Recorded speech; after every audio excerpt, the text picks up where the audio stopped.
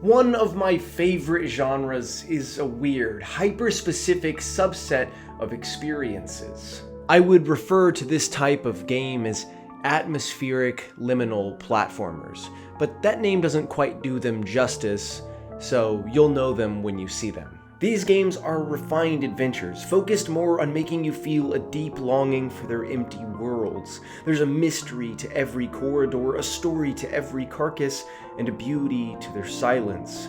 Each of these games makes you feel like a small creature in a massive, uncaring world. Sadly, the genre seems like it's kind of fading into obscurity as less and less of this type of experience gets made. So today, I want to highlight my favorites in a bid to shine more light on this type of game.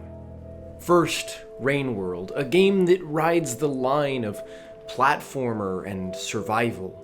One that elicits fear, beauty, and silence, all bound together in its vibrant alien ecosystem. Rain World breaks so many laws of game design as its enemies and vegetation react to the player, altering their positioning in order to benefit themselves. Its laws are confusing and difficult, and its environment is hostile. It's one of the hardest games I've ever played, but that difficulty feels earned, and much of that comes down to its atmospheric design. So many worlds feel like they're shaped around the player, but Rain World is designed to feel like the player has been plopped into it. So many things work to accomplish this. The way enemies exist, whether you interact with them or not. They battle each other, they leap from screen to screen, they spawn in random locations depending on the day. The way the world looks, it's massive, with each space stretching for miles and miles, leaving you with a feeling of confusion and fear. The way the rain pounds down, the mystery of every electrical display, the randomness of vegetation, everything in this entire game is meticulously designed to create this atmospheric authenticity. And for those feats of design, Rain World has become one of my favorite games, one that's not nearly talked about enough. But another game that has been overlooked time and time again is Stray.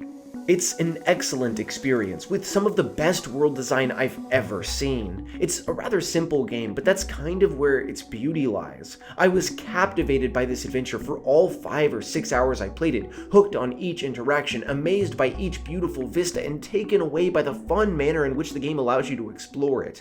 Stray's world doesn't feel as purposefully lifeless as others on this list, as the robots that inhabit it bring some semblance of society to its spaces, but they too hold an incredible sadness, longing for the days where humans would move amongst them. They talk, act, and dress as if soon those days will return. It's a glimpse into this dead world, a world that is buried deep below the surface, covered by a massive dome. This underground city carries sad beauty as its cobbled together buildings connect to form an interlocking concrete jungle, navigating it all as this tiny cat boasts its beauty, its scale, and its mystery. But next is Hypogea, a game that I heard about through another YouTuber who you should check out, No Caps.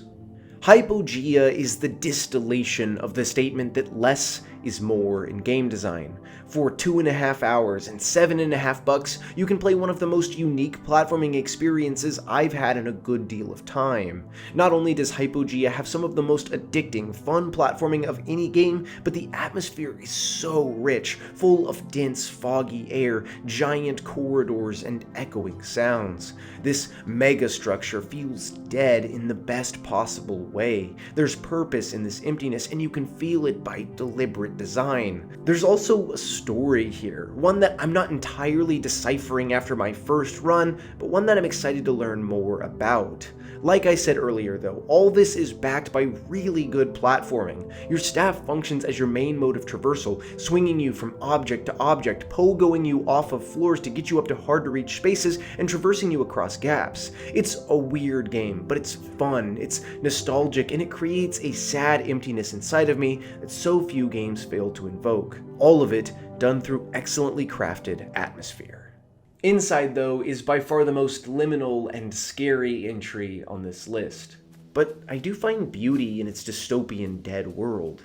Yes, it's covered in layers upon layers of sadness, from marching brainwashed humans, infected pigs, horrifying mermaids, and angry dogs, but there is something strangely warm about this sadness, a longing found in its marshy swamps, in its cascading lights, and its soft, dark colors. There's a comfort in narrowly escaping each harrowing situation, trekking through this world and looking for answers.